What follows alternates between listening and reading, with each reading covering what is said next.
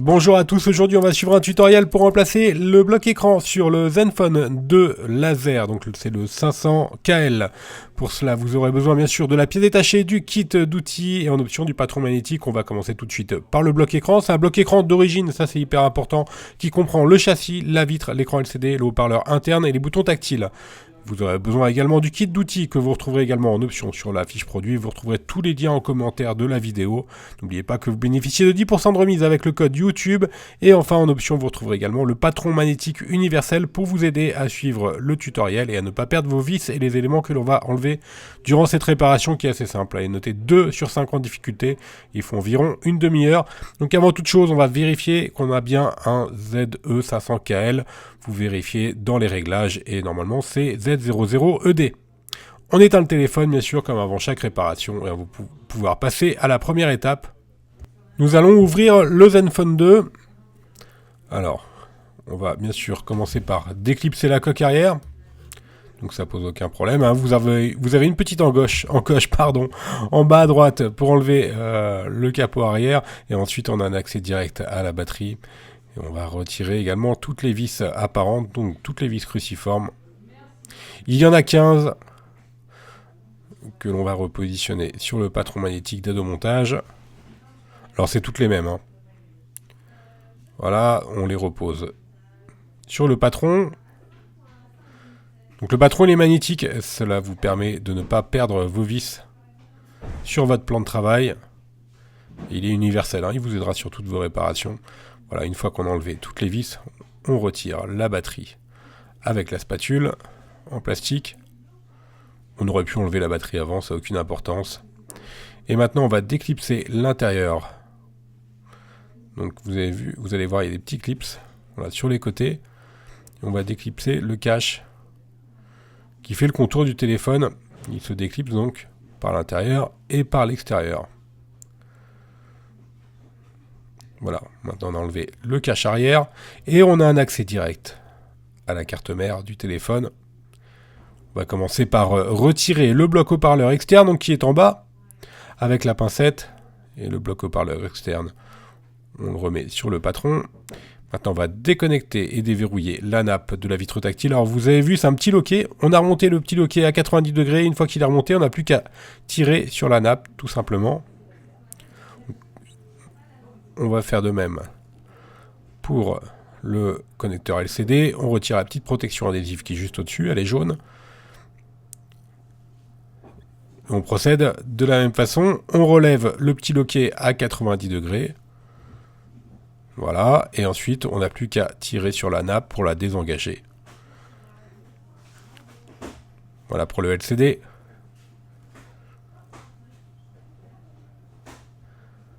Maintenant, on va retirer le petit clip métallique qui maintient le connecteur. Voilà, on le repositionne sur le patron d'aide au montage. On va déconnecter la caméra arrière. Et maintenant, on n'a plus qu'à soulever la carte mère pour déconnecter le module du dock. Vous avez vu là, la flèche bleue qui était juste en dessous, le petit clip qui le maintenait. On remet la carte sur le dos. Et là, on n'a plus qu'à déconnecter le petit coaxial. On va mettre la carte mère de côté. Et on va s'intéresser au connecteur de charge et à la caméra arrière.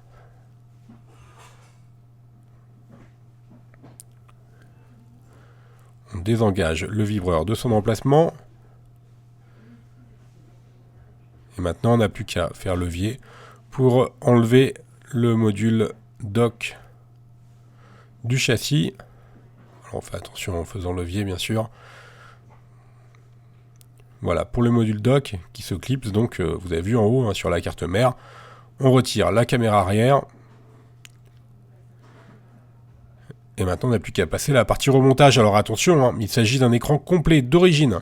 Et ça, c'est hyper important, parce que les écrans que vous retrouverez à bas prix sur Internet ne sont pas des écrans d'origine, ils ne sont pas complets comme le nôtre avec le châssis. Donc vous ne pourrez pas suivre ce tutoriel. Là, c'est vraiment fait pour les écrans que l'on vend sur le site Internet. Donc les écrans complets d'origine, hein, pas les écrans nus sans le châssis. Voilà, ceci étant dit, on va reprocéder au montage. Donc ça c'est simple, hein. On n'a plus qu'à remettre les éléments que l'on avait enlevés. On va commencer par remettre le petit câble coaxial sur la carte mère.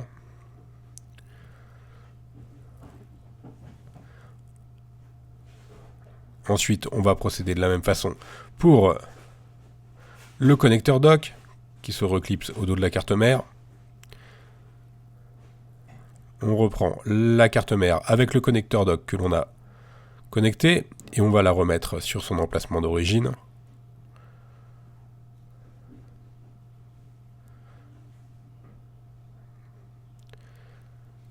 On appuie pour remettre le tout dans son emplacement.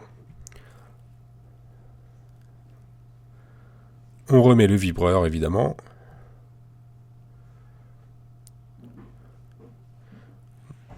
On va reconnecter nos deux nappes, donc la nappe du tactile et la nappe du LCD.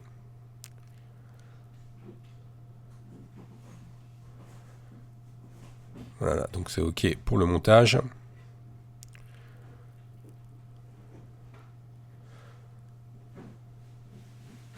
On a bien vérifié que tout était au bon niveau pour la carte mère. Donc maintenant, on va pouvoir reconnecter le tactile. Donc le clapet, il est toujours relevé à 90 degrés. On enclenche la nappe dans le connecteur, voilà, jusqu'au trait. Et ensuite, on n'a plus qu'à refermer le petit clapet à plat. Voilà, pour clipser la nappe. Et on procède de la même façon pour la nappe du LCD. On relève le clapet à 90 degrés. On enclenche la nappe jusqu'au marquage. Et ensuite, on referme le connecteur. Alors, juste un petit aparté pour les Zenfone 2. Il y a beaucoup de références. Donc, il faut bien vous assurer d'avoir commandé la bonne référence. Parce qu'il y a au moins 3 ou 4 références différentes sur le Zenfone 2. Donc là, c'est bien pour le ZE500KL. C'est hyper important. Parce que tous les blocs écrans sont différents. Et des Zenfone 2, comme je vous le disais, il y a beaucoup de versions différentes. Et c'est pareil pour le Zenfone 3. Il y a au moins 6 ou 7 versions différentes suivant la mémoire, les pays, etc. On a reclipsé la caméra arrière. Maintenant, on va remettre le petit clips qui maintient le connecteur de charge à la carte mère. Le petit clips métal que l'on avait mis en dièse 2 sur le patron d'aide au montage tout à l'heure. Voilà, on réenclenche la carte mère. On remet le petit adhésif qui était au-dessus de la nappe du LCD. On va remettre également le bloc haut-parleur. Alors vous avez vu, la réparation, elle ne présente vraiment aucune difficulté. Il n'y a pas de collage, il n'y a que des vis. Il n'y a pas beaucoup d'éléments en plus à enlever sur ce téléphone-là. C'est vraiment une réparation qui est facile avec le bloc écran complet. Avec le châssis. Si vous achetez juste la vitre et le LCD, c'est pas du tout la même méthode de réparation. Ça va être beaucoup plus compliqué et surtout le résultat ne sera pas le même parce que là, vous avez vu, on change vraiment tout le téléphone quasiment. Sauf la carte mère, bien sûr, et le capot arrière. On a remis le clips, on a remis les clips du capot arrière. On n'a plus qu'à remettre les différentes vis que l'on avait enlevées précédemment. Donc les 15 vis cruciformes.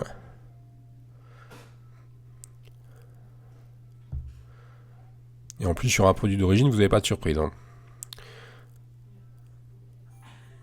On a remis la batterie, on remet le capot arrière.